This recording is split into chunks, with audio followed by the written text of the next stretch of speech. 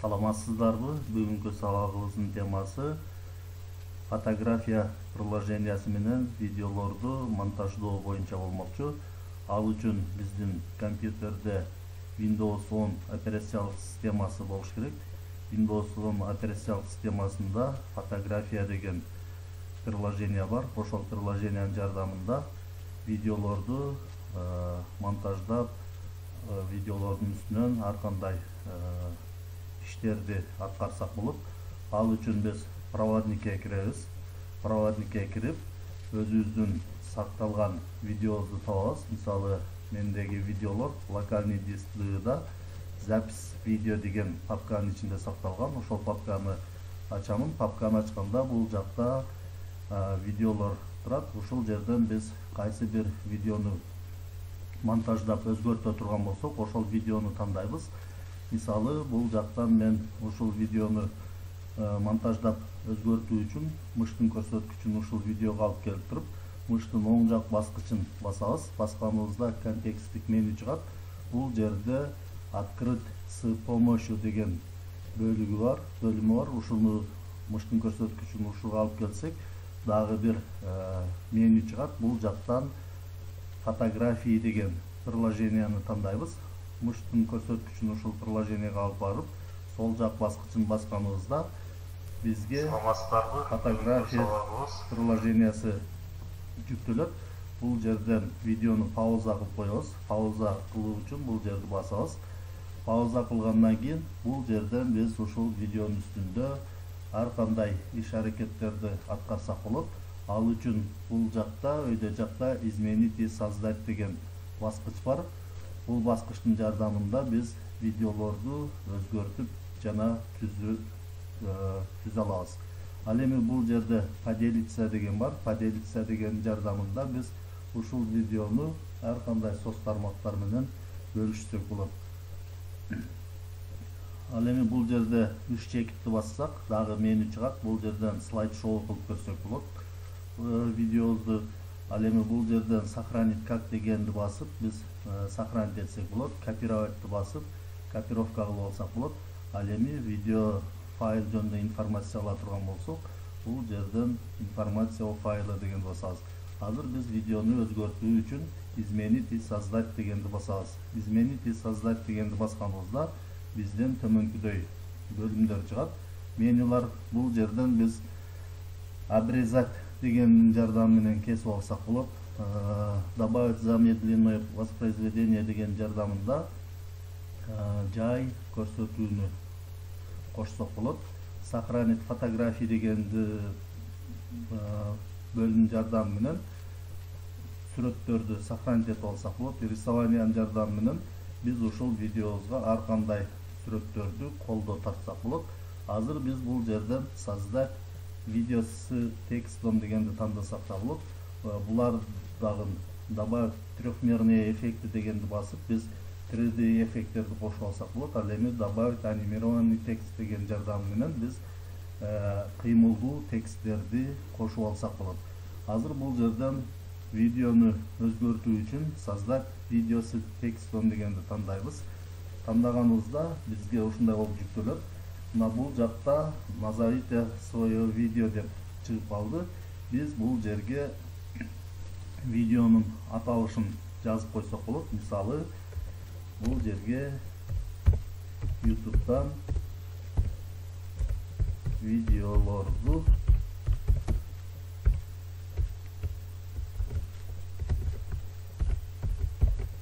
көчүрүү деп атын жазып койсок болот. Бул тексттин асты кызыл толкун сызыктар менен сызылып калды. Себеби бул эч нерсе болбойт. Окей дегенди басып коебуз. Басканыбызда биздин видеонун аталышы YouTube'дан видеолорду көчүрүү деген аталышта болду. Мына видео проектибиз. Ал эми дагы бул жака видеолорду кошкубуз келсе, кандайдыр бир эки видеону бириктирүүнү каалай турган болсок, анда бул жерден добавить видео дегенди басып бириктирип алсак болот. Ал үчүн добавить деген басканыбызда ушундай менюлар чыгат. Бул жерден с этого компьютера, из моей коллекции, из интернета деп. Биз интернеттен видео ала турган болсок, из интернета дегенди басып интернеттен видеолорду алсак болот. Азырынча биз ушул компьютердеги видеолордон алалы. Сето компьютера дегенди басабыз. Басканыбызда дагы проводник чыгат. Бул жактан өзүбүздүн видеолор сакталган папкага барабыз. Ошол папканы ачып туруп, мисалы бул жерден ушул видеону бириктирип ала турган болсок, ушул видеону тандайбыз. Открыть дегенди басабыз. Бул жактан басканыбызда добавление файлов деп чыгат. Азыр бизге жүктөлүп атат. Мына ушундай болуп, бул жака дагы бир видео келди.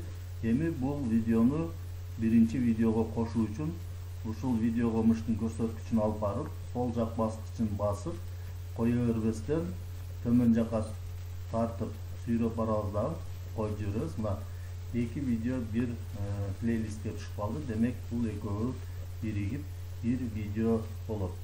Демек биз бир канча видеолорду ушундай кылып бири-бирине бириктирип алсак болот. Эгерде бизде видеолорду гана бириктирүү болсо, анда ушул эки видеону таштагандан кийин бул жактан биз завершить видео дейбиз. Бул бөлүмүн кийин видеонун акырында дагы көрөбүз. Эгерде бул видеону бириктирүүдөн баш тарта турган болсок, анда ушул видеону тандайбыз. Бул жерде видеонун оң тарабында 4 буштук бар, ошого галочка коебуз. Андан кийин бул жерде корзинанын сүрөтү бар. Удалить деген ошону басабыз. Бассак бул видео плейлисттен алынды. Бирок бул жакта тура берет. Эми биз бул видеону өзгөртөлү. Бул видеонун баш жагына биз аталышын кошуп алсак болот. Видеонун баш жагына аталышын кошуу үчүн добавить название дегенди басабыз. Басканыбызда бизде ушундай болуп чыгат. Бул жерди тандайбыз. Мына бул жерде 4 буштук бар, ошого галочка коебуз. Же болбосо ушинтип тандасак да болот. Тандалганын билиш үчүн асты көк сызык болуп калат. Эгерде муну тандасак, ушул кадрдын асты көк сызык болуп калат. Биз названияны тандайбыз. Андан кийин бул жакта длительность деген бар. Ушул видеонун аталышы канча убакыт видеодон чыгууну настройка кылсак болот. Ал үчүн длительность деген бассак, бул жерде убакыттар бар. Эгерде видеонун аталышы 7 секунда болууну кааласак, 7 секунданы тандап коебуз. Эгерде 5 секунда болсун десек, 5 секунданы тандап коебуз. Андан кийин бул жерде текст деген бар. Текст дегенди басып, биз текстти өзгөртүп алсак болот. Мына бул жерде название деген жердеги текстти, название деген текстти өчүрөбүз дагы. Бул жака мисалы YouTube'дан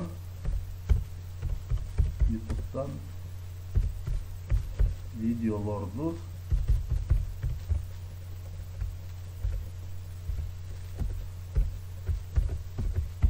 көчүрүү деп жазабыз. Андан кийин бул жакта стилдер бар. Бул жерден стилдерди тандап койсок болот. Азыр простой, сентиментальный, радостный дейт. Биз ушул жерден өзүбүзгө жаккан стилди тандайбыз.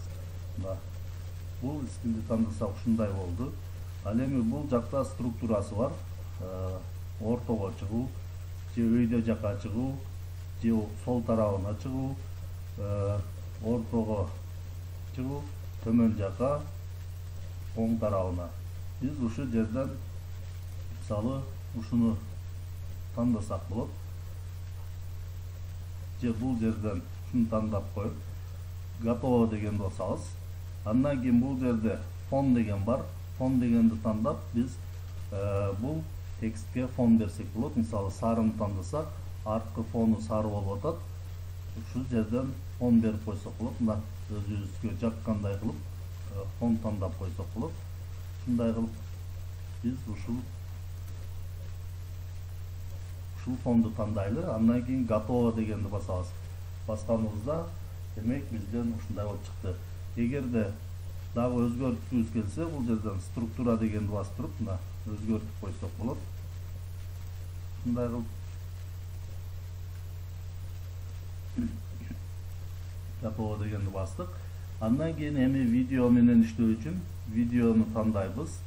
Видеону тандагандан кийин бул жерде обрезать деген бар. Биринчиде обрезать дегенди басып, видеонун кандайдыр бир бөлүгүн кесип алсак болот.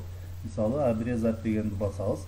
Басканда бул жерде видеонун баштапкы убактысы кесип алуунун, ал эми бул жерде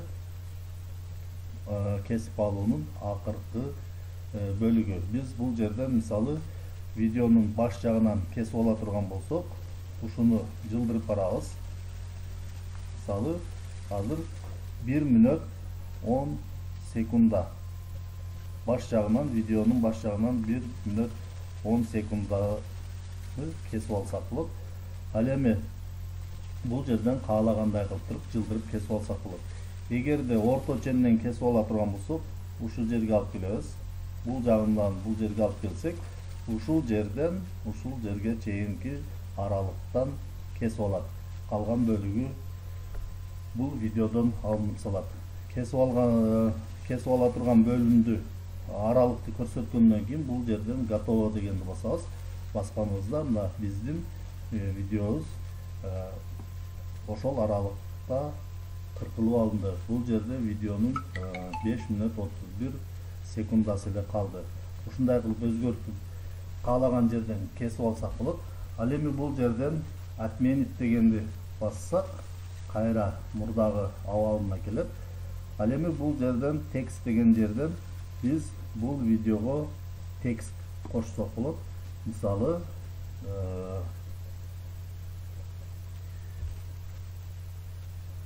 сиздерге ийгилик деп туруп видеого текст кошуп койсок болот. Бул жерден стилдерин тандап койсок болот. Мисалы мына простой, сентиментальный. Бул жерден структурасын тандап койсок болот. Төмөн жакка түшүрүп койсок болот. Бул жактан же оң тарабына чыгарып койсок болот. Ушундай кылып бул жактан мисалы ушундай кылып койсок болот. Же болбосо ушундай кылып сиздерге ийгилик деп туруп ар кандай тексттерди кошуп койсок болот. Азыр готово дегенди басабыз. Андан кийин бул жерде движение деген жерден биз движенияларды кошсок болот. Мисалы увеличить в центре деген бассак, сен ушундай движенияларды кошсок болот. Ал эми бул жерден бул видеого 3D эффекттерди кошсок болот. 3D эффекттерди кошо турган болсок, мына бул жерге төмөн жакка түшсөк, ар кандай 3D эффекттер бар. Бул жерден биз өзүбүзгө жаккан 3D эффекттерди кошуп алсак болот. Мисалы, бул жерден мен бабочки деген эффект тандап туруп, андан кийин бул эффектте үн коштоп турат экен. Бул үндү өйдө көтөрүп койсок да болот, же болбосо төмөн түшүрүп койсок да болот. Ушул бойдон эле калсын. Андан кийин готово дегенди басабыз. Мына готово деген бассак, бизге 3D эффект коюлду. Азыр мына коюп көрөбүз. Бүгүнкү сабагыбыз YouTube'дан 3D эффект коюлду. Бирок биздин 3D эффектибиздин убактысы аз болуп атат. Бул жерден 3D эффекти дегенди тандап туруп, бул жерде мына биздин видеого ушул эффект коюлду. Бул 3D эффекттин убактысыны көбүрөөк коюу үчүн ушул эффектке алып келип бассак, бул жакта ушундай белги пайда болот. Бул жерден видеонун кайсы аралыгына чейин ушул эффект чыгып турууну кааласак, ушул жерден жылдырып кое алабыз. Эгерде видеонун акырына чейин алып барып койсок, демек бул 3D эффект видеонун акырына чейин ушундай көрүнүп турат. Бул жерден ушул аралыкка чейин деп коеюн. Андан кийин готово дегенди басабыз.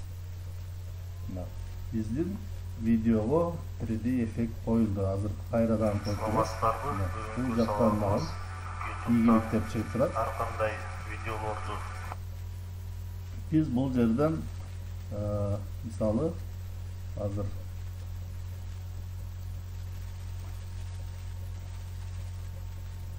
жылдырайын. Бул жерден ушуну өзгөртүп көрөлү. Текст дегенге барып туруп, бул жерден тексттин убактысын дагы жылдырсак болот экен. Мына бул жерден видеонун кайсы бөлүгүнө чейин ушул текст чыгып турууну каалай турган болсок, ушул жерден өзгөртүп коебуз. Мисалы, бул текстти видеонун акырына чейин алып барып койсок, демек биздин видеонун акырына чейин ушул сиздерге ийгилик деген текст чыгып турат. Эгерде видеонун кайсы бир бөлүгүнө чейин чыгууну кааласак, ушул жерден өзгөртүп коебуз. Мына өзгөртүп туруп,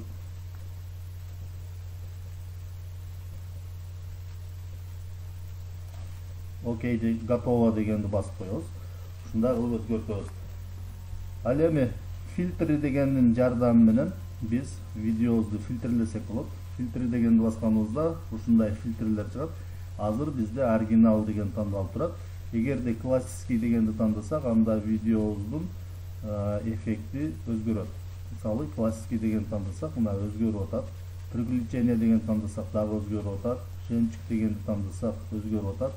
Биз видеобуздун качествосын ушул жерден өзгөртүп алсак да болот. Мисалы, сепия деген бассак, мына биздин видеобуз сеп түрүндө болуп, чернила деген бассак, черно-белый болуп калат. Ушул жерден биз видеонун фильтрлеп алсак болот. Оригинал дегенди эле тандап коелу, андан кийин готово дегенди басып коебуз.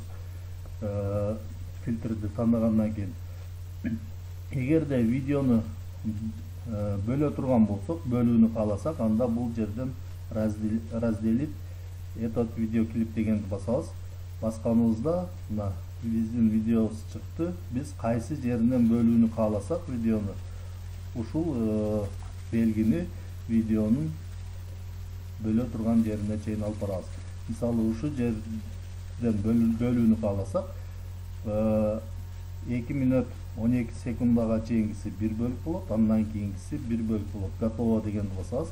Бассак, мына бул жерден биздин видеобуз 2 бөлүккө бөлүнүп калды. Андан кийин скорость деген жардам менен биз видеонун скоростун өзгөртүп алсак болот. Мисалы, бул жерден ушул видеону белгиледик. Мына асты көк болуп турат. Белгилегенден кийин скорость дегенди тандап туруп, биз бул жерден быстро дегенге коюп койсок, биздин видеобуз тез өтө баштайт. Мисалы, быстро дегенге коюп туруп, мына азыр ойнотуп көрөлү. Видеобуз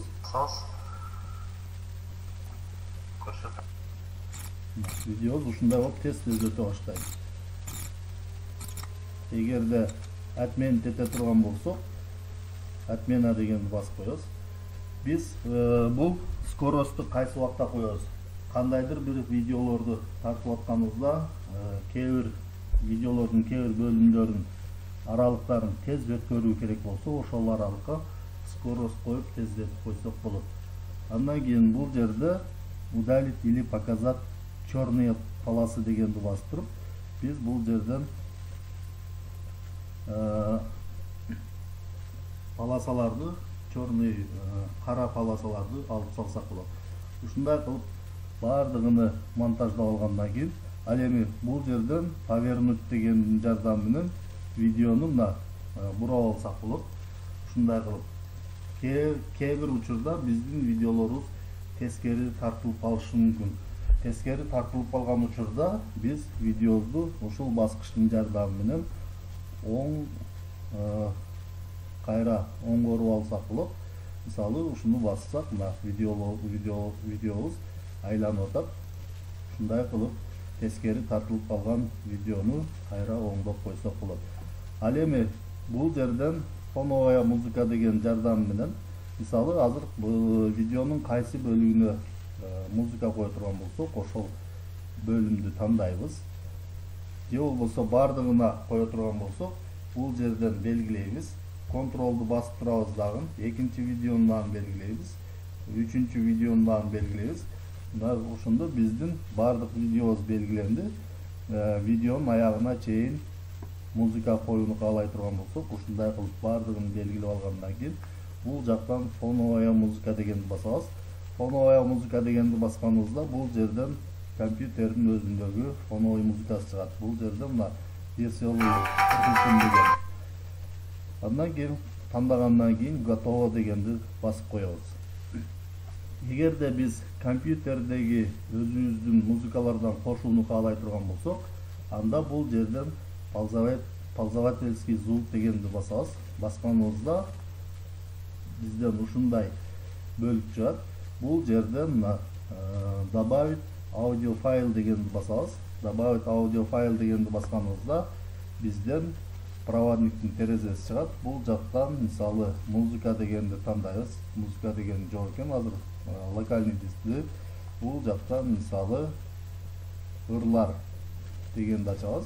Мына бул жерден биз өзүбүзгө жаккан ырды тандап туруп, открыть дегенди басабыз. Бассак, бул жака биздин музыкабыз коюлду. Мына бул жерде видеого дагы коюлду. Готово дегенди басабыз. Готово дегенди бассак, биздин музыкабыз видеого коюлуп атат. Мына коюлду. Азыр коюп көрөлү.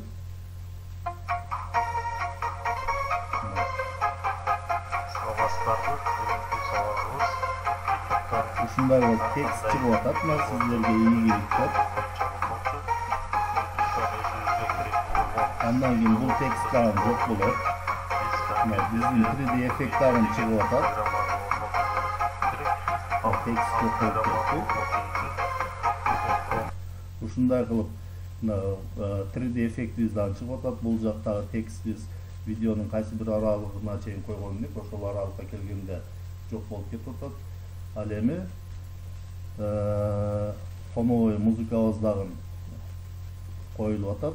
Бардык иш аракетти аткарып бүткөндөн кийин видеону сактоо үчүн бул жерде завершить видео деген бар. Завершить видео дегенди бассак, бул жерде качество видео деп турат.